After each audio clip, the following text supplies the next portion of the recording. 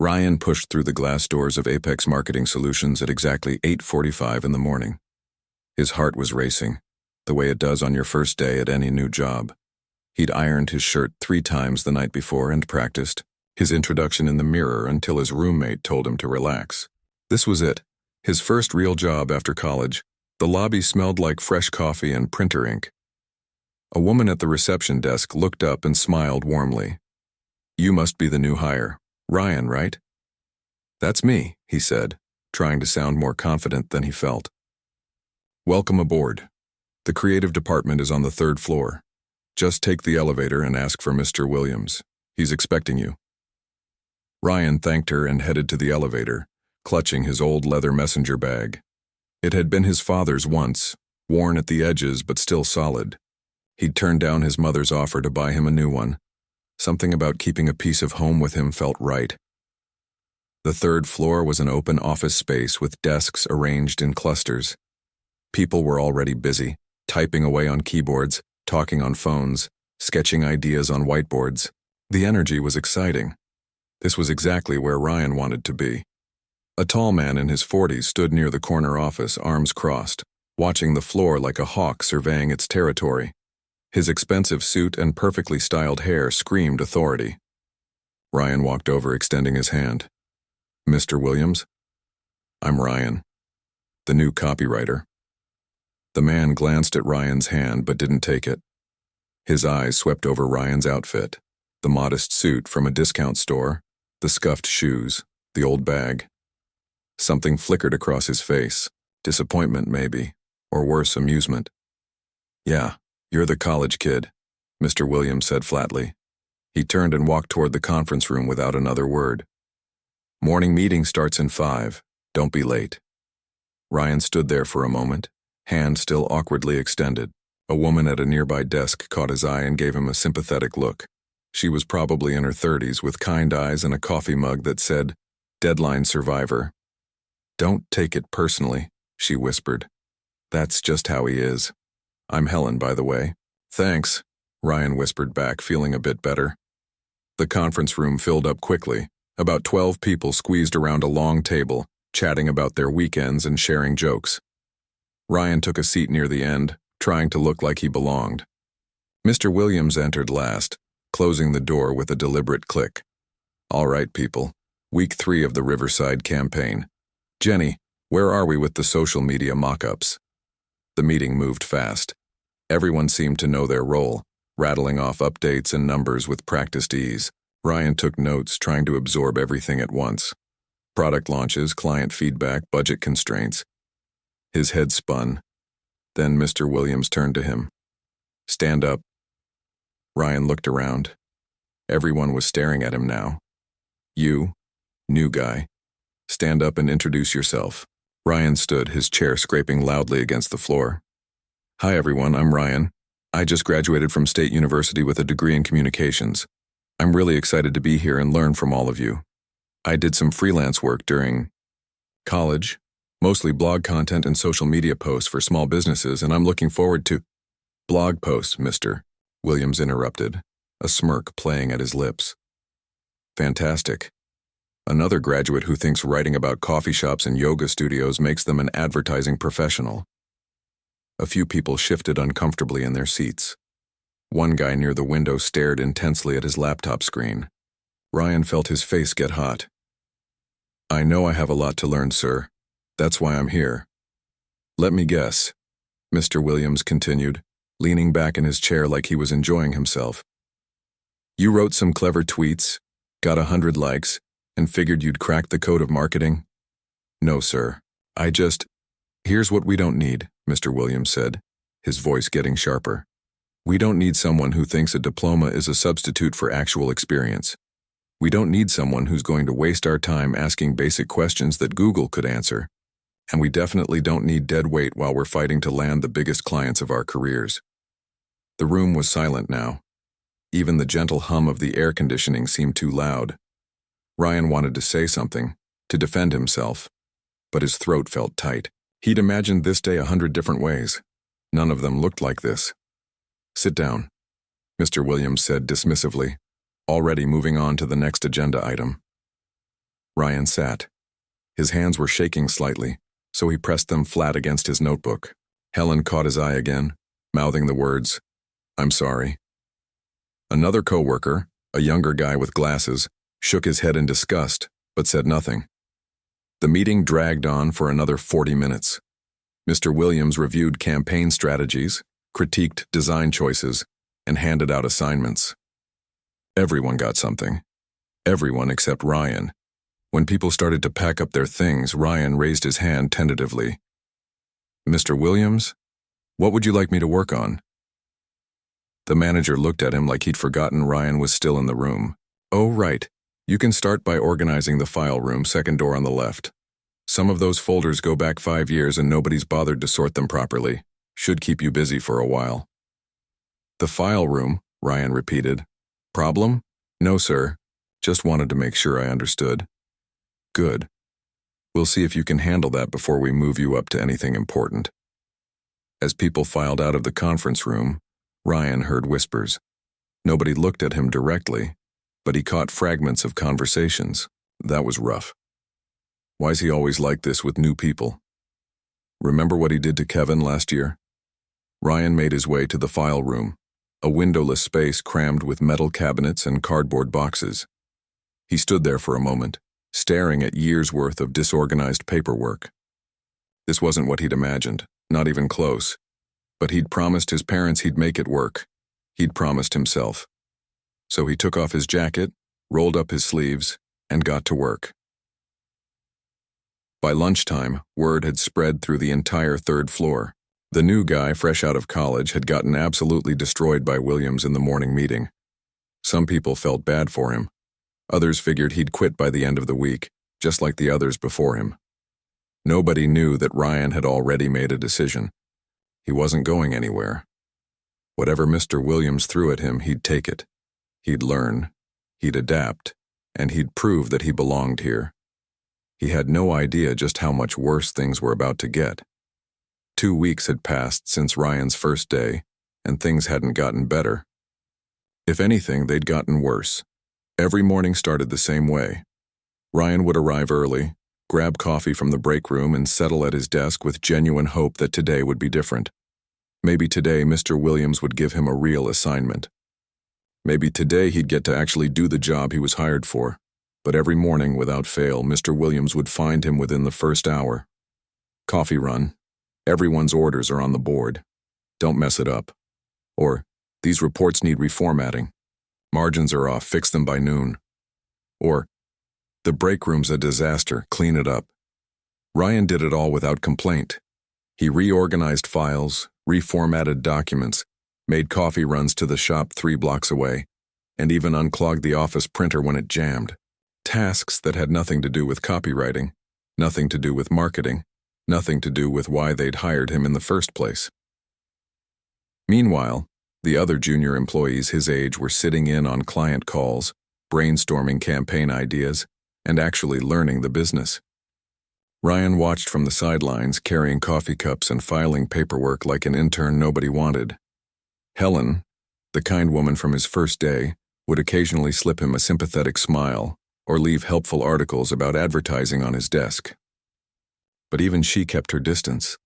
Nobody wanted to be associated with the person Mr. Williams had marked as a target. During lunch breaks, Ryan would sit in the small park across the street and watch tutorial videos on his phone. Advertising techniques, brand strategy, copywriting frameworks. If Mr. Williams wasn't going to teach him, he'd teach himself. On Thursday of his second week, something changed. Mr. Williams walked up to Ryan's desk mid-morning with a folder in his hand. Ryan looked up, expecting another menial task. Conference room. Now, Ryan's heart jumped. Maybe this was it. Maybe he was finally getting a real assignment. The conference room was full. The entire creative team sat around the table, plus a few people Ryan didn't recognize. Expensive suits, confident postures. Clients, he realized.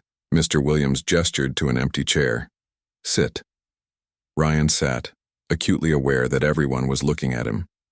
Mr. Williams pulled up a presentation on the screen, a luxury watch brand. Sleek images of timepieces that probably cost more than Ryan's car. So here's the situation, Mr. Williams began, pacing at the front of the room. We're pitching to Ashford Watches next week. Big account. We're talking 6 figures if we land it. He turned to Ryan with a smile that didn't reach his eyes. And our newest team member is going to help present the campaign. Ryan blinked. I am? You are. In fact, I want you to present the lifestyle positioning strategy. You've got 30 minutes to review the brief and prepare. Conference room B. Go. 30 minutes. Ryan's mind raced as he grabbed the folder and practically ran to the smaller conference room. He spread the documents across the table and started reading as fast as he could. The campaign was sophisticated. They were positioning the watches not just as luxury items, but as heirlooms, pieces that connected generations. The tagline was "Time well kept." The visuals showed fathers and sons, grandmothers and granddaughters, moments of legacy and tradition. It was good. Really good. Ryan scribbled notes, rehearsed key points, and tried to memorize the most important data. 28 minutes later, someone knocked on the door. "Showtime," Mr. Williams said. Back in the main conference room, Ryan stood at the front with shaking hands. The clients watched him with polite but reserved expressions. Mr. Williams sat in the back, arms crossed, face unreadable. "Good morning?" Ryan started, his voice cracking slightly. He cleared his throat. "I'm here to talk about the lifestyle positioning for the Ashford campaign." He made it through the first slide. Then the second. He was actually doing okay, finding his rhythm, when Mr. Williams interrupted. "Stop. That's not the right data point. The market research shows 35 to 55, not 30 to 50. Ryan glanced at his notes. "I'm sorry, you thought wrong. Continue." Ryan continued, but his confidence was shattered. Every few sentences, Mr. Williams would interrupt with a correction, a clarification, or a condescending comment. "Speak up. That's not what the brief says. You're losing them." By the end, Ryan was sweating through his shirt. The clients were checking their phones. One of them was doodling on a notepad. When Ryan finally said, "Thank you for your time," the room was silent except for the hum of the projector. Mr. Williams stood up smoothly. "Thank you, Ryan. We'll take it from here." He turned to the clients with a completely different demeanor, warm and professional. "Let me show you what we're really proposing." He launched into the same presentation, but polished, confident, compelling. The clients leaned in. They asked questions. They nodded approvingly. By the end, they were smiling and shaking hands. After they left, Mr. Williams turned to the team. "And that, everyone, is why preparation matters.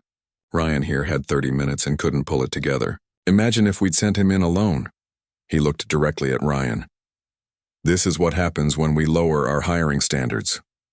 The words hit like a punch. Ryan stood there, face burning, as the team awkwardly filed out. A few people avoided eye contact. One guy patted his shoulder as he passed, but didn't say anything. Helen was the last to leave. She paused at the door. "That was a setup," she whispered. "Nobody could have done well with 30 minutes prep." "He does this? Why?" Ryan asked, his voice barely audible. "Because he can." Helen glanced down the hallway to make sure Mr. Williams was gone. "He's driven away 3 people in the past year. Same pattern every time. Makes them feel worthless until they quit. Has anyone ever reported him? To who he brings in results. He lands big clients. Management doesn't care how he treats people as long as the money keeps coming in." She looked at Ryan seriously. "My advice? Start looking for another job. Or transfer departments if you can. It's not worth your mental health." That night, Ryan sat in his apartment staring at his laptop screen.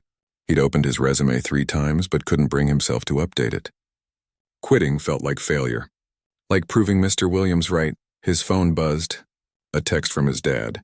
"How's the new job going, son? Making your mark yet?" Ryan typed and deleted several responses before finally settling on, "Learning a lot. It's challenging, but I'm hanging in there." His dad replied immediately, "That's my boy.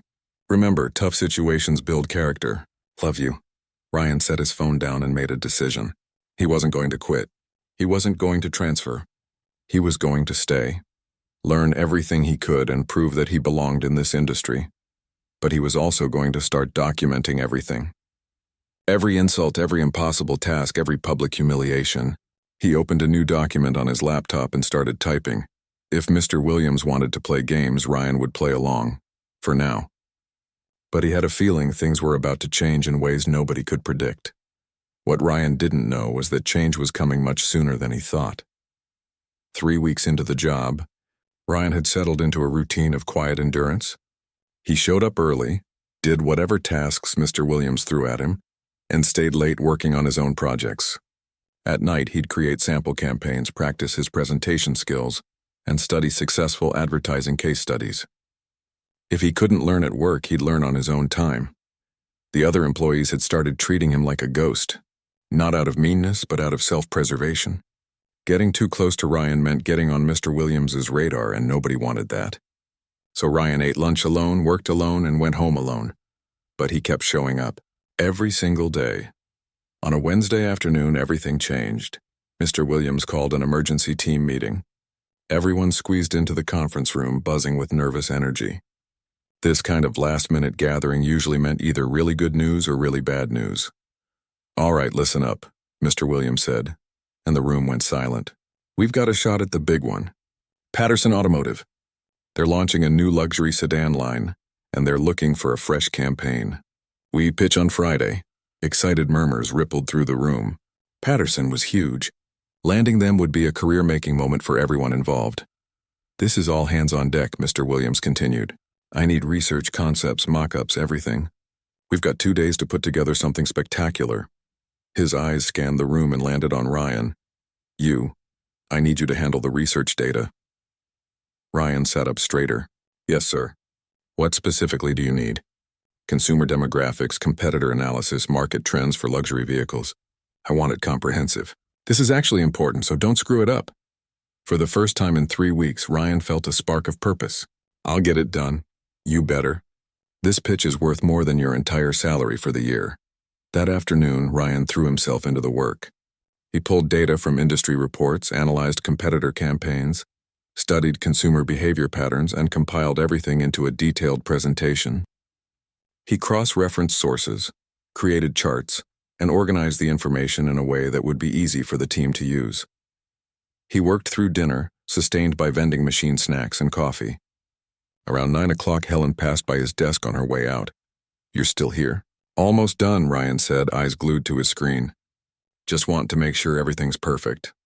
"That's dedication," she said softly. "Good luck with it." Ryan finished around midnight and sent the completed research to Mr. Williams with a detailed summary email. He drove home exhausted but satisfied. Finally, he'd contributed something real. Thursday morning, Ryan arrived at the office feeling hopeful. The pitch was tomorrow and his research would be part of it. Maybe this would be the turning point. At 10 o'clock, his desk phone rang. "Mr. Williams, my office. Now." Ryan walked over, expecting feedback on the research. Mr. Williams was standing by his window, phone in hand, looking annoyed. "The research you sent me," he said without turning around. "It's useless." Ryan's stomach dropped. "What?" "I spent all night. I don't care how long you spent on it. It's completely wrong. The demographic data is off. The competitor analysis misses half the major players, and the formatting is a mess." He finally turned around, and Ryan saw something in his eyes. Satisfaction. Like he'd been waiting for this moment. "But I triple-checked everything," Ryan said, trying to keep his voice steady. "I used the latest industry reports and—" "Are you arguing with me?" "No, sir. I just want to understand what needs to be fixed so I can—" "There's no time to fix it. The pitch is tomorrow morning." Mr. Williams walked to his desk and pulled out a folder. "Here's what I actually need. New parameters, new requirements, and I need it by 6 a.m. tomorrow." Ryan took the folder with shaking hands and opened it.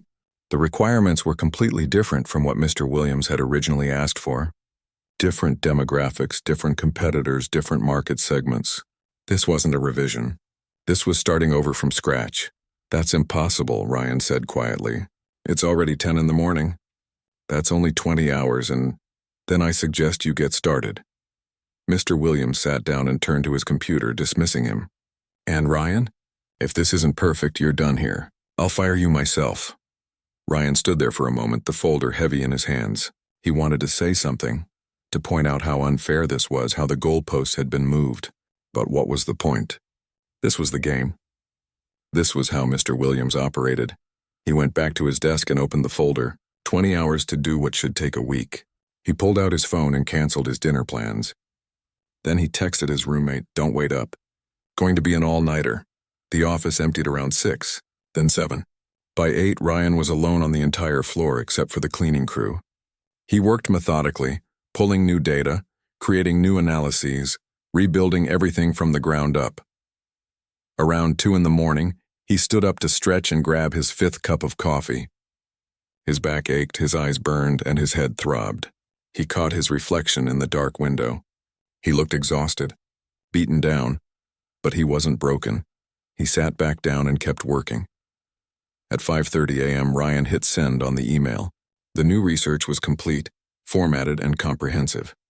He'd done the impossible. He put his head down on his desk just for a minute and closed his eyes. He woke up to someone shaking his shoulder.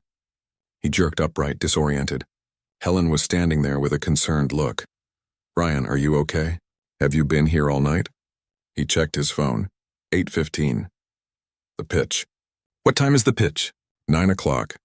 "But you should go home. You look terrible." "I'm fine," he lied, standing up too fast and grabbing his desk for balance. "I need to be here." The team gathered in the conference room at 8:45 for a final run-through before the clients arrived. Mr. Williams was in his element, confident and polished. He clicked through the presentation, and Ryan waited to see his research incorporated into the pitch. But it never appeared. Mr. Williams went through slide after slide of campaign concepts, brand positioning, and creative strategies. None of it used Ryan's work. Not a single data point, not a single chart, not a single piece of the research he'd spent 2 nights completing. As the clients arrived and the pitch began, Ryan sat in the back of the room, reality sinking in. The late-night deadline, the impossible requirements, the threat of being fired. None of it had been real. Mr. Williams had already completed the pitch days ago. The research assignment was just another test. Another way to humiliate him. Another way to break him down. The pitch went perfectly. The clients loved it. They asked thoughtful questions, nodded enthusiastically, and by the end, everyone could feel it. This was a done deal. After the clients left, the team celebrated. High fives, excited chatter, talk of bonuses and commissions. Mr. Williams announced they'd celebrate properly at Marcello's, an upscale Italian restaurant downtown. "Reservations for 6 o'clock, team dinner tonight," he announced. "Everyone who contributed to this pitch. We're going to celebrate this win properly." People started confirming they could make it. Ryan stood up to grab his jacket. "Where do you think you're going?" Mr. Williams asked. "To get ready for dinner?" Mr. Williams laughed. "The dinner is for people who actually contributed to landing this account. You know, the people who do real work." He turned to the team. "Ryan's got more filing to catch up on anyway. Right, Ryan?" The room went silent. A few people looked uncomfortable. Most just looked away. Helen opened her mouth to say something, then closed it. Nobody was going to stand up to Mr. Williams. Nobody ever did. Ryan nodded slowly. "Right, of course." He gathered his things and walked out of the conference room. Behind him, he heard the celebration resume, voices talking about dinner plans and what they'd order. That evening, Ryan sat alone in the empty office. His computer was still on, the research file still open. 20 hours of work that nobody would ever see. He should feel angry, he thought. He should feel defeated. Instead, he felt something else. A strange calm. A clarity. He opened his laptop and added to the document he'd been keeping. Dates, times, witnesses, everything. Helen had told him to quit. Maybe she was right. But before he did, he was going to make sure someone knew what had happened here. What Ryan didn't know was that someone already did, and that someone had the power to change everything. Monday morning arrived with unusual energy in the office. People were clustered around desks, whispering and glancing at their emails. Something was happening, but Ryan couldn't figure out what. He'd spent the weekend seriously considering whether to quit. The celebration dinner he wasn't invited to. The all-nighter for research that was never used. 3 weeks of being treated like he didn't matter.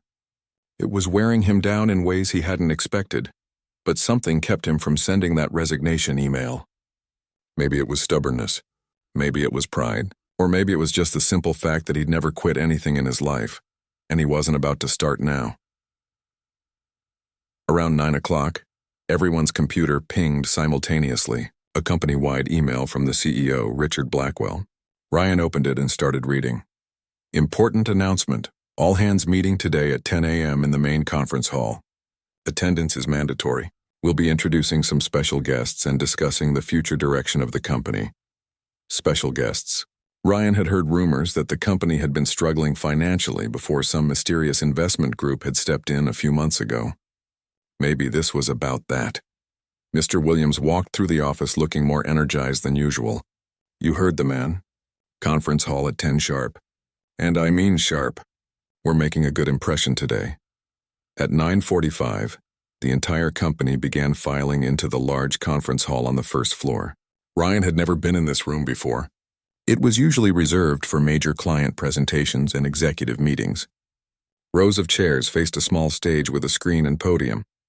Ryan found a seat near the back. Helen sat a few rows ahead. Mr. Williams positioned himself in the third row, right in the line of sight from the stage. Prime real estate for someone who wanted to be noticed. The room filled quickly. 75 people, maybe more. Assistants, designers, account managers, executives. Everyone was here. The buzz of conversation filled the space. At exactly 10 o'clock, Richard Blackwell walked onto the stage. He was a thin man in his 50s, wearing an expensive suit that couldn't quite hide how nervous he looked. Ryan had only seen him twice since starting, always from a distance. Good morning, everyone, Richard began, his voice slightly shaky. Thank you all for being here. I know you've been patient during some challenging times for our company. The past year has tested us in ways we didn't expect. He paused, seeming to choose his words carefully. 6 months ago, we were facing some serious financial difficulties. We needed capital, we needed direction, and frankly, we needed help.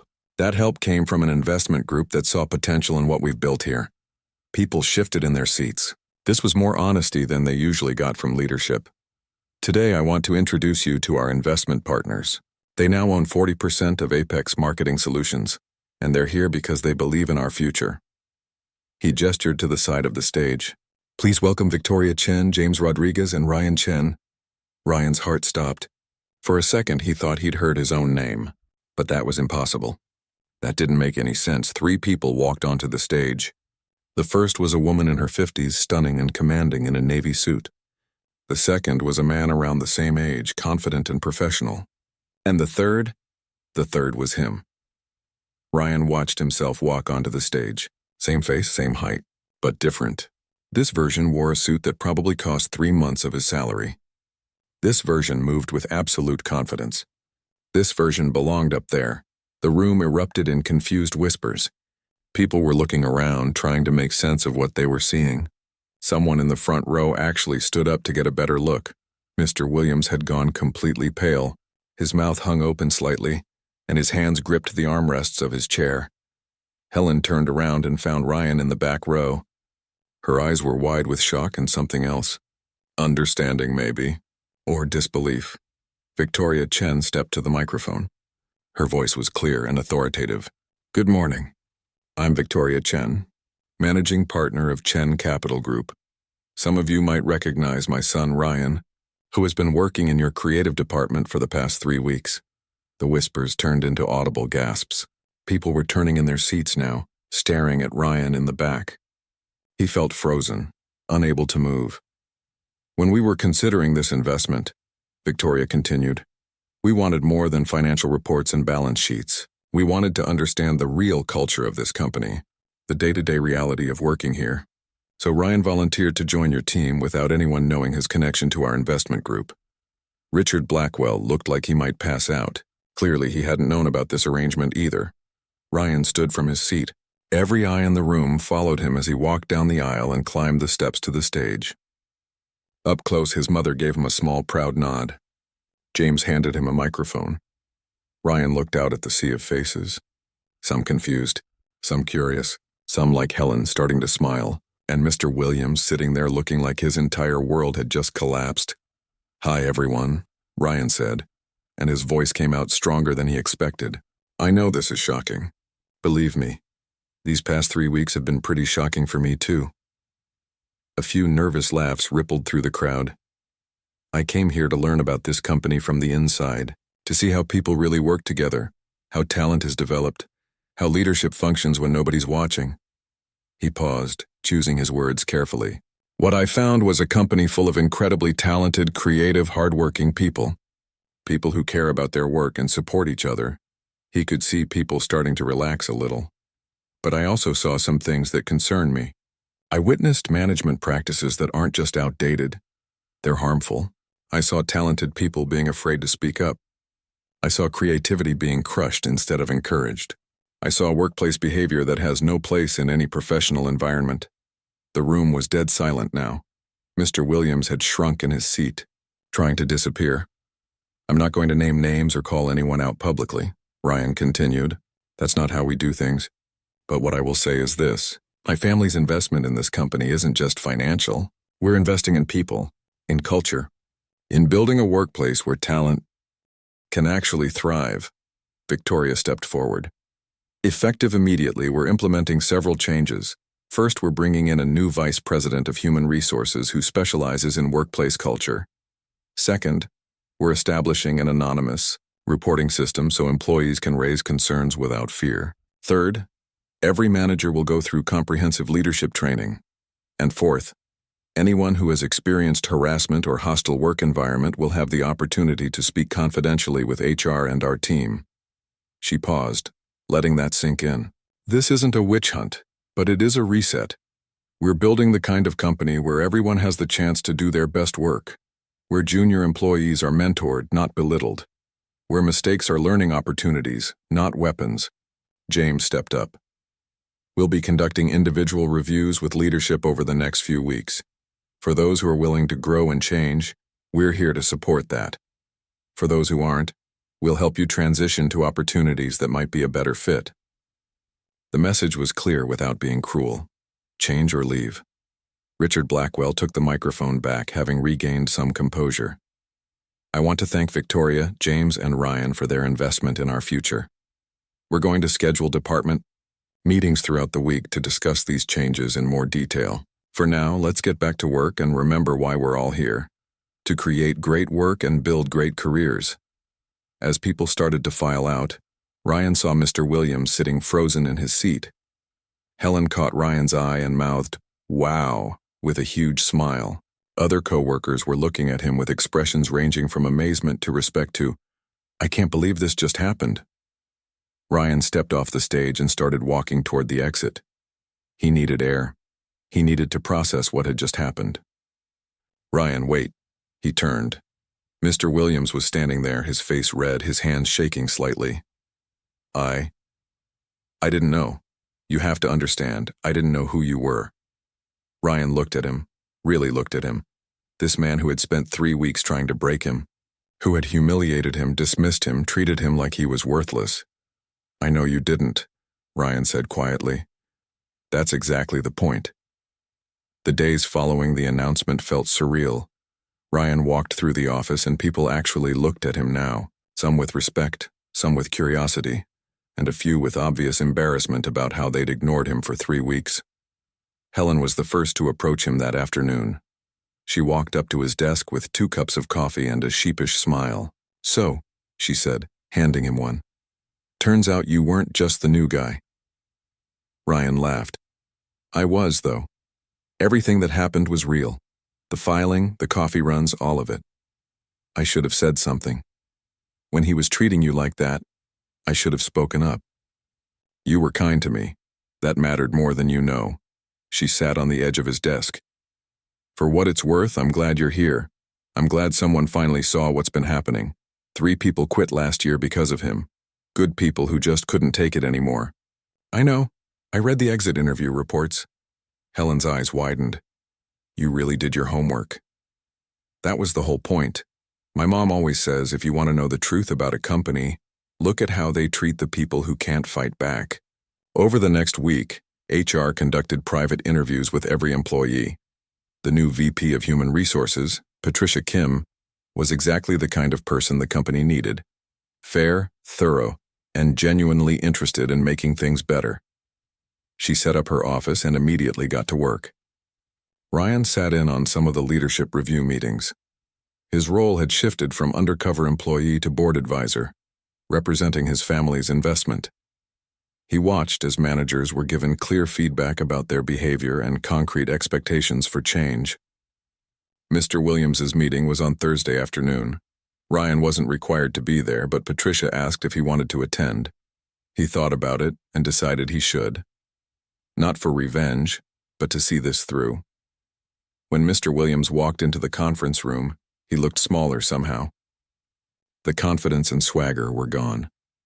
He sat down across from Patricia and Ryan, his hands folded on the table.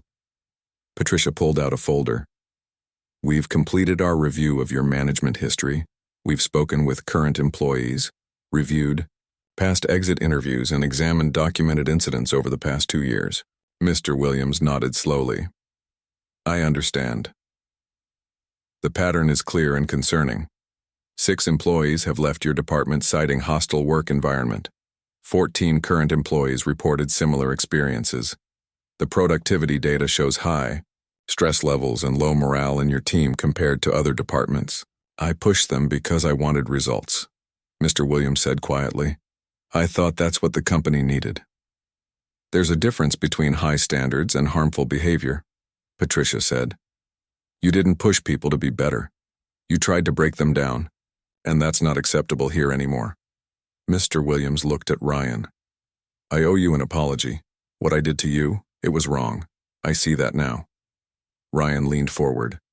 "Can I ask you something? Why? Why treat people like that?" Mr. Williams was quiet for a long moment. "I came up in this industry 30 years ago when that's how things were done. You got yelled at, you got humiliated, and if you survived, you earned respect. I thought I was making people tougher, preparing them for how hard this business can be." "But did it work?" Ryan asked. "Did treating people that way actually make them better?" Mr. Williams looked down at his hands. "No. I can see now it just made them miserable. Some of the best talent I ever worked with left because of me. I told myself they were weak, but really I was just scared. I was just scared of what? Of becoming irrelevant. Of younger people coming in with new ideas and better skills. If I could make them feel small, then I still felt big." He shook his head.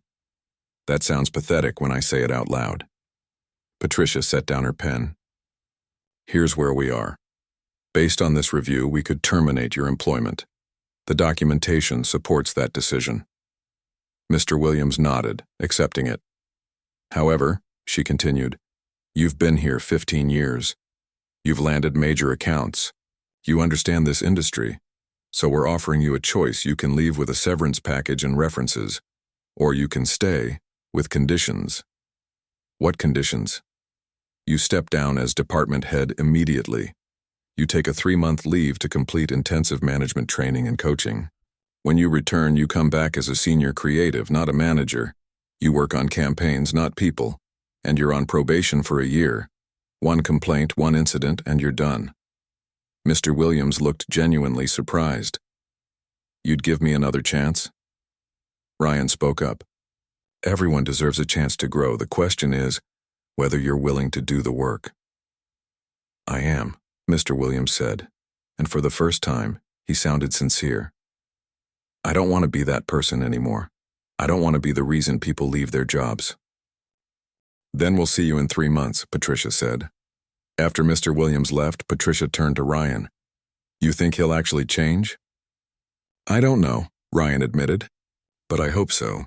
Because if he can, then anyone can." The weeks that followed brought more changes. Helen was promoted to creative director, finally getting the recognition she deserved. The anonymous reporting system went live, and people started feeling safe enough to share concerns.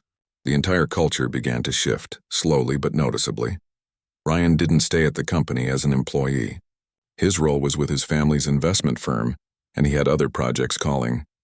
But he joined the board of directors, attending monthly meetings and keeping an eye on the progress. 6 months later, he visited the office for a quarterly review. The difference was remarkable. People were smiling, collaborating openly, pitching ideas without fear. The creative work had gotten better too. 3 major clients had signed on, specifically mentioning the positive energy they felt from the team. Helen met him in the lobby. "You need to see something," she said, leading him to the creative department.